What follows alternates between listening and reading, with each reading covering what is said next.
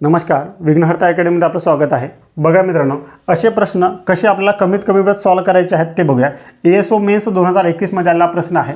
मेघाने एका स्पर्धा परीक्षेत 100 प्रश्न सोडवले, बरोबर उत्तरासाठी 3 गुण दिले जातात आणि चुकीच्या उत्तरासाठी 2 गुण वजा केले जातात। मेघाला 150 गुण मिळाले तर तिच्या बरोबर उत्तराची संख्या किती, आपल्याला असा प्रश्न आहे। आता जर त्याने 100 प्रश्न सोडवले असते पूर्ण आणि जर पूर्णच्या पूर्ण गुण मिळाले 3 गुण, तर त्याला सर किती मिळाले असते?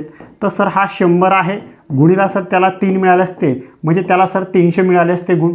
पण त्याला मिळाले किती? 150च आहे। मग सर हे 300 मधून हे वजा करा 150, म्हणजे किती उरतील सर? त्याला 150च मिळतील। मग आता सर काय आहे?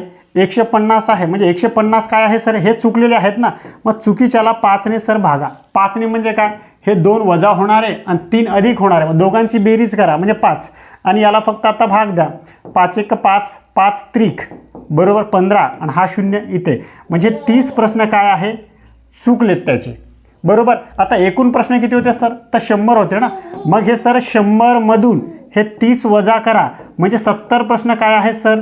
तर 70 प्रश्न आहे सर त्याचे बरोबर, बरोबर आहे सर असं ऑप्शनमध्ये? तर हो सर, ऑप्शन क्रमांक 3 मध्ये आहे 70 प्रश्न, आणि एएसओ मेन्स 2021 मध्ये आलेला हा प्रश्न आहे। आणि अशा प्रकारे मित्रांनो तुम्हाला ह्या गणिताला सॉल्व करायचं होतं।